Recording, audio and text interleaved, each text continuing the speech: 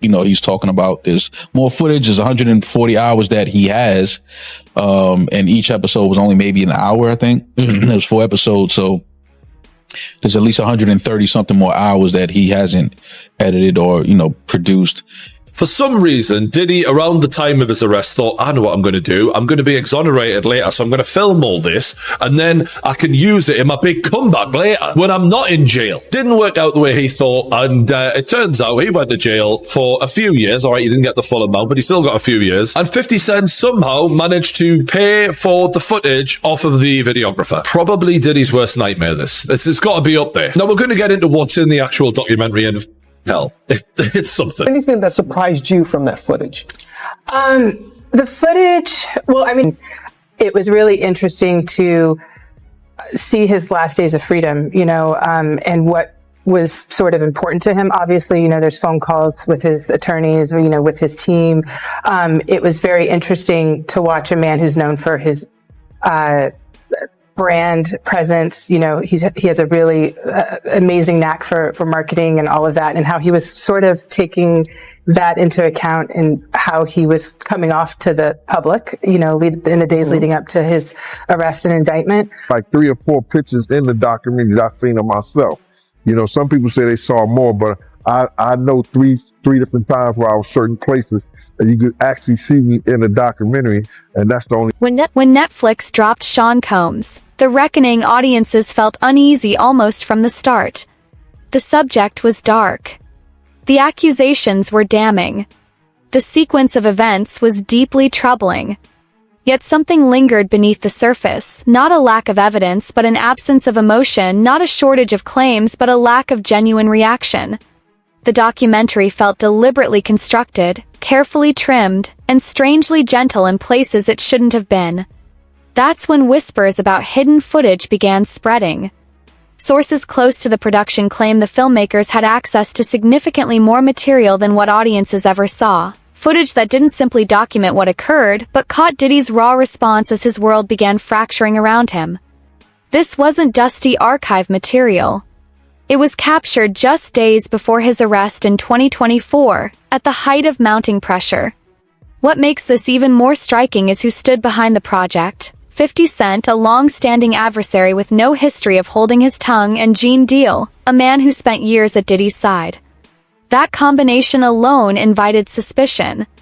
Then came the legal threats after the documentary aired, and suddenly it was obvious something far bigger was in motion.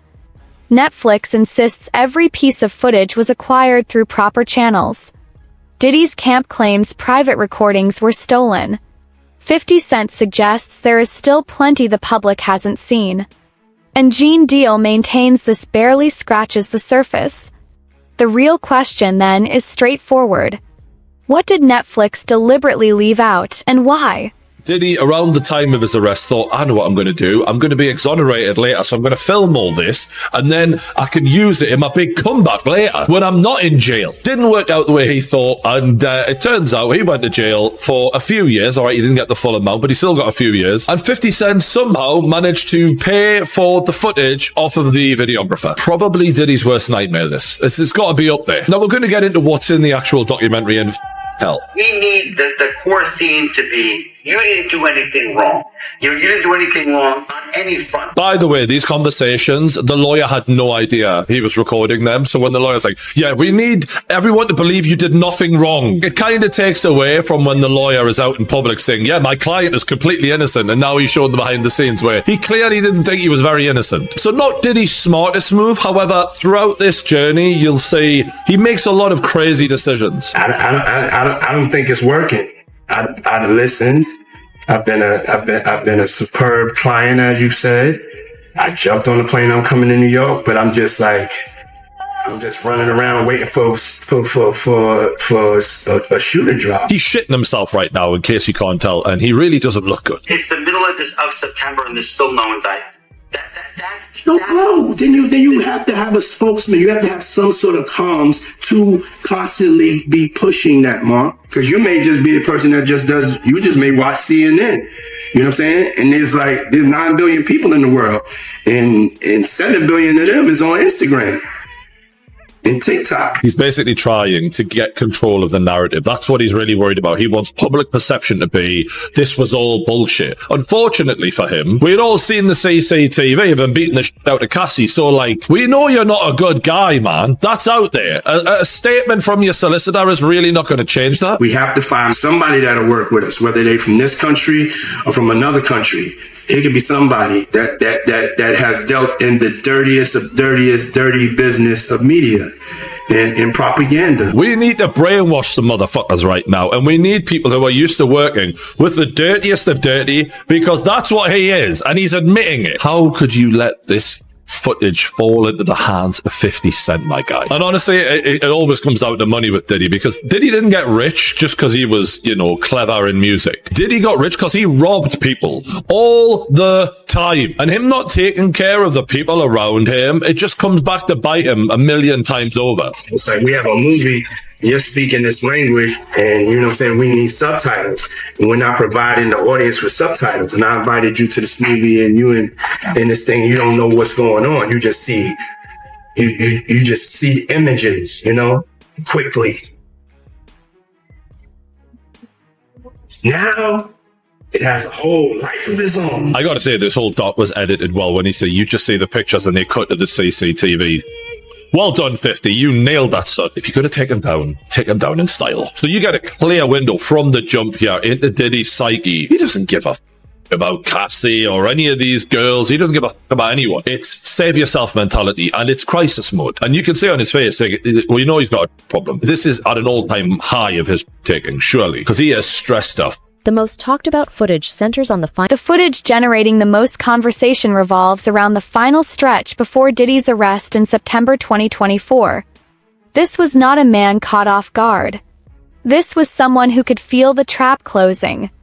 Cameras reportedly shadowed him through meetings, phone calls, and unguarded private moments never designed for public consumption. One particular clip, now spoken about widely, shows Diddy inside a hotel room, phone on speaker, deep in conversation with his lead attorney. His tone is measured, almost eerily calm, but his words land hard. He openly acknowledges they are losing. Not struggling. Not stalling. Losing. That single admission reframed everything. People in positions of immense power rarely speak that plainly unless their options have nearly vanished. According to reports, the conversation then pivots away from legal defense entirely and moves toward image control. Discussions about steering public perception, managing damaging narratives, and reaching out to figures experienced in the murkiest depths of media spin. This explains why Diddy's legal team came back so forcefully. They argue these were privileged strategy conversations, completely off limits for public release. They say the footage violates a clear boundary. Netflix disagrees. So does 50 Cent. What makes this material truly disturbing is not only what was said, but when it was said, before the arrest, before the courtroom, before the cameras of the world were watching officially. Captures something unfiltered. The moment a powerful man realizes that wealth, influence, and carefully maintained silence may no longer be enough to save him. And once people learn this footage exists, it becomes nearly impossible to accept what aired as the complete picture. Among the lingering mysteries is how this material escaped Diddy's grip at all. Reports indicate he had been producing his own personal documentary, filming himself extensively, preserving his own version of events, possibly for future use or as a shield for his reputation. protect his image. 50, how'd you get it, and what does that scene show? Well, I mean, you know, you're a journalist, Harvey. Harvey, you would not disclose your sources. We usually don't. Yeah, but I got it. Yeah. What he said. and what do you think it conveys? Because we see someone trying to pull the strings and talking about, he would say affecting, others would say manipulating the public views of the allegations. I think that, you know, one big theme of the series is to go behind the scenes to really understand how brilliant you could say Sean Combs is at marketing, at owning his narrative, controlling the narrative at all times. And so why would that stop, you know, when his life is on the line? So I think that, you know, on its face, that's what it is. But as you get deeper in the film, you start to realize, you know, perhaps how some of these, these tactics, how they really came to present themselves, during the trial. You show that his abilities, his early rise. Right. Alexandra, you also give time to victims of the alleged abuse. Some of the cases are in different procedural postures. And you show victims who were women and men. Why is that important? Because, victims of sexual assault, sexual violence, gender should not be a part of that conversation. When you are a victim, you are a victim. And I think that, this series was a platform in a way for these alleged victims to come forward, give their truth, put context to their situations when so much of it was ripped out, and we just the world was going for the salacious headlines, and they really had the time to tell their story. Yeah, and the film takes us way behind the PR or propaganda machine.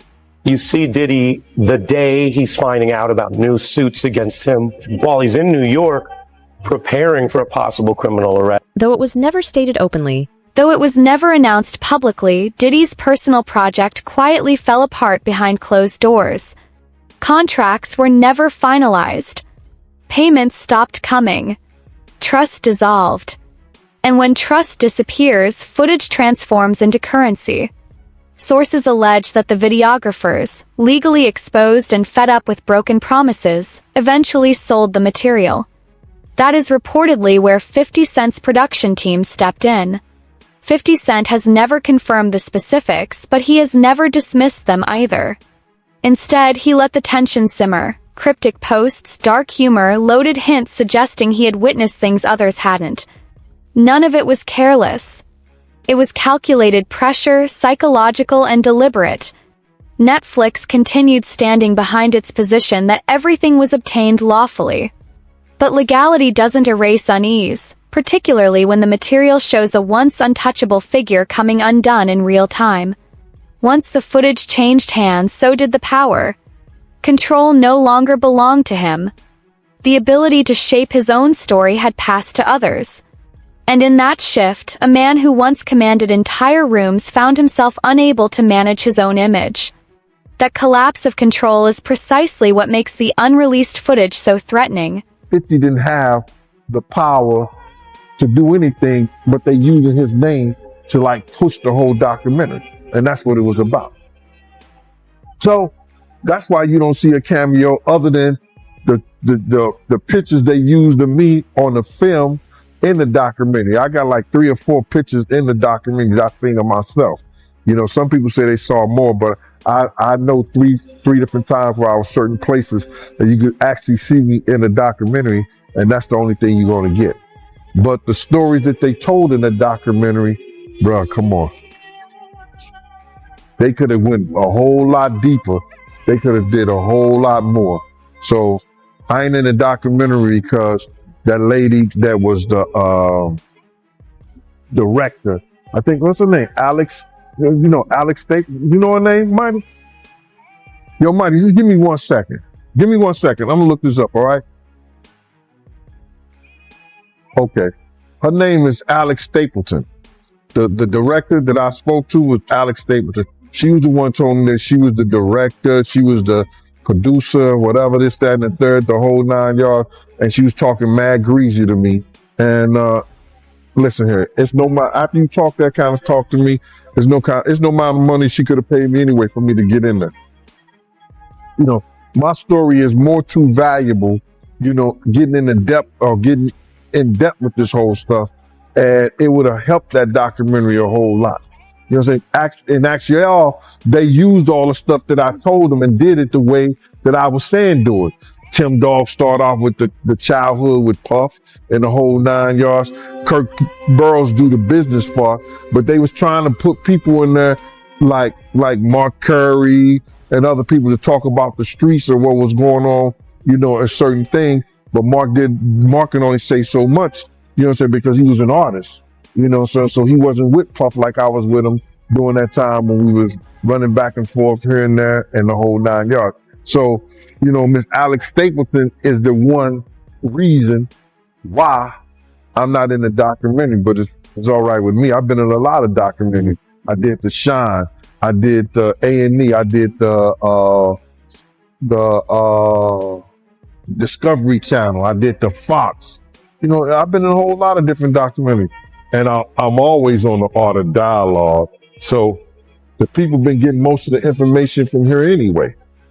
Yeah, man, you always on here, man. Always got to bring you on. So with that being said, man, I want to get right into the documentary, man. How you feel about the documentary, man? The behind the scenes footage. You got a Diddy leading up to him getting arrested. How you feel about all that, man? Well, what I feel about the documentary, they left a whole lot of key things out. If they was going to do something and they're going to say in the reckoning of Sean Combs, the reckoning, or Diddy, the reckoning and stuff like that, it should have been a lot of people that we lost because of him. You know what I'm saying? It wasn't only Big. It wasn't only Tupac. You understand? For the atmosphere that he put those kids in. You got a guy named Anthony Wolf Jones, who was from Bad Boy, from its conception, is doing security and being one of the financiers of Puff having to have some money to keep Big and Craig Mack around before he got to Clyde Davis. You know what I'm saying? They wasn't able to tell that story because they didn't have no intel on that story or what went down, or they didn't do their investigation. Gene Deal's presence in all of this added an entirely different dimension. As Diddy's former personal bodyguard, he has made one point consistently and without hesitation: nothing in Diddy's world happened without being recorded. According to Gene, cameras were simply part of the environment. Meetings were captured. Gatherings were documented. Even situations designed to feel intimate often weren't. This wasn't about security or nostalgia. It was about leverage. Gene has suggested that Diddy viewed documentation as a form of armor, proof of consent, proof of presence, proof of dominance. But recorded evidence is a double-edged weapon. Once it exists, it survives beyond loyalty. When Gene Deal spoke about footage that has never been released, he didn't appear rattled. He seemed composed, almost unsurprised, as though he had quietly been anticipating this moment for some time. He didn't sound shocked. He sounded unsurprised, almost calm, as if he had been waiting for this moment all along. Everybody want to say that 50 Cent did the whole documentary. He was responsible for doing the whole documentary, what goes in there and what goes out of there. And I don't believe that. And I don't believe that he's responsible for everything that goes in there. I don't believe he's responsible for everything that goes out of there. Guys want to say that he's snitching, you know what I'm saying, because he's telling his truth about what went down and what he saw or what he heard or whatever like that. I don't know how to love my enemy. And if I gotta put out the truth about something that he was doing and it's wrong, and that was wrong, I don't have no problem with that shit. Not a problem at all. Keep doing it. Maybe enough men come out and speak out on some bullshit. You know what I mean? Yeah, and they're saying that Diddy's family is preparing $1 billion lawsuit over this documentary. I think they dropped it already. I don't think they ain't gonna have a chance, because before you put something out like that, they're gonna dot their I's and cross their T's. They're gonna make sure everything is in place. And if Puff had friends over there at Netflix, if it haven't came down, what it showing there? If it haven't came down yet, they ain't got a leg to stand on. Yeah, you just made me think of something. I'm sure Netflix has 1 million lawyers, and I'm sure they had plenty of lawyers go over this thing to make sure it was airtight. Yes, sir. And they might probably even cut some stuff out that maybe they weren't even sure about. Just probably. Well, Gene, I appreciate you taking the time. Dope content as always. And I wish you luck, man. I know, man, you get on these interviews and they go crazy, man. Yeah, man, listen. A lot of people want to, come at me, and everybody want to find fault in 50, find fault in me, find fault in anybody who's speaking out against the evil that's been going on. But what about find fault from the person who did it? Find fault for the person who starved their artist. Find fault for the person who led an artist out there to lead to his death. Find fault in a person who set up the atmosphere for one of the greatest artists in hip hop to lose his life. You know what I'm saying? Find fault in a person that allegedly had a person sore in the middle of the night and they didn't want to be sore. Find fault in this individual who did all this crazy shit to people instead of find fault in the people who's talking about it and letting you know about it. Why do you think people defend Diddy? That's crazy, right? I used to really believe they really wanted to be in the Diddy party so bad. Implied that everything the public has been shown is selective, restrained, and that a much larger body of material exists that could fundamentally reshape how people view this entire situation. That carries real weight because Gene isn't offering outside speculation. He was embedded in it. He understood the mechanics. So when he says the cameras never truly stopped, it recontextualizes everything, suggesting the Netflix documentary isn't uncovering buried secrets so much as it is cracking open a door that was always there. And what lies behind it may be far more unsettling than anything shown. Netflix has acknowledged that not all footage made the final cut, a rare admission that itself says something, because platforms almost never volunteer that information unless the excluded material is genuinely sensitive. Reports indicate that hours of content were considered too legally and reputationally dangerous to air. Emotional collapses, financial panic, paranoia, reactions to mounting lawsuits, and conversations that dangerously blurred the boundary between personal distress and legal strategy. Netflix aired what it could defend in court, not necessarily what would have told the truest story. That decision created a void, and into that void rushed speculation. Social media, industry insiders, former associates, everyone began circling the same question. What were we never shown? 50 Cent poured fuel on that fire deliberately. He dropped suggestions that the footage Netflix bypassed still exists, that his team may retain access. Suspicious. I didn't see this, but apparently there's another 100 hours of Diddy footage on the cutting room floor? So Diddy is still doing press. I mean, Diddy. 50. Diddy is not doing press. No, he's doing press on the yard. He's doing press like he's doing push-ups. No, 50 is still doing press, and obviously with the success of the Reckoning documentary, he's talking about this more footage. Is 140 hours that he has, and each episode was only maybe an hour. I think there's 4 episodes, so there's at least 130 something more hours that he hasn't edited or produced.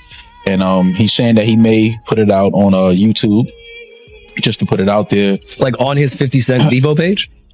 I don't know if it'll be on his page, but he just said, he doesn't know if he's going to release it with Netflix or through Netflix. He might just, put it out on YouTube or wherever, some other platform. But the one thing that he said that was interesting is, he said, because you see people out here trying to, say, oh, the documentary can paint a narrative, this and the third.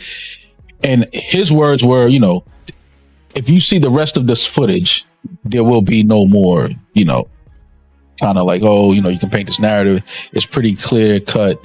The things that are being said in the documentary, the things that he still can't believe Puff, because he says that a lot. Like, he can't believe Puff actually recorded all of this. Yeah. But I mean, so why does 50 not put that, if it's that damning and that crazy, why not put it in the doc? I don't know why. I don't know why he didn't put it in the doc. Maybe, the stories, maybe he had more people that he would need to interview and have sit down for the documentary to kind of go through those stories that are in there. It could be a number of reasons, but the fact that he has over 100 hours of footage of, personal footage and things like that leading up to the case, because the story is Puff felt like he was going to win the case. Yeah. and that this was going to be footage for his documentary that he would have released, Redemption, after the trial was done and things like that. So, you know, the amount of things that he probably was recording, you know, just going off of the fact that he felt like they were going to win the case. Yeah. And this is my footage and these guys aren't going to put it out. Yeah. Like, all the crazy we're going to take out. Right. But I mean, even I did see who I think was the director of what Diddy was trying to do had mentioned that he was on vacation or was out of town and had someone fill in for him. And that's the only footage that made it to the doc because that guy sold it. So maybe that director didn't pay the person to fill in, so he owned the footage and was able to give it away. But maybe all this other footage, 50 doesn't have permission to put out. Like, okay, he could have it, but the director's like, no, this is my footage. Like, you got the other because I had my man's fill in for me for 3 days, and he has that footage now. Right. So maybe that could be it. But I mean, I don't know. I feel like 50 is so petty that if it was that crazy, he would have just put this in the doc. But who knows? I don't even want to speculate what is on the 100 hours. Yeah. After Lil Rod telling me what was going on, I don't know if I want to see it visually. I mean, you know, and for 50 to say the footage that's on there is it leaves no more room for, you know, people to kind of say, oh, you know, the narratives are being created, it's false. For 50 to say that, I mean, you know, we can only imagine the footage that he's seen and that he had.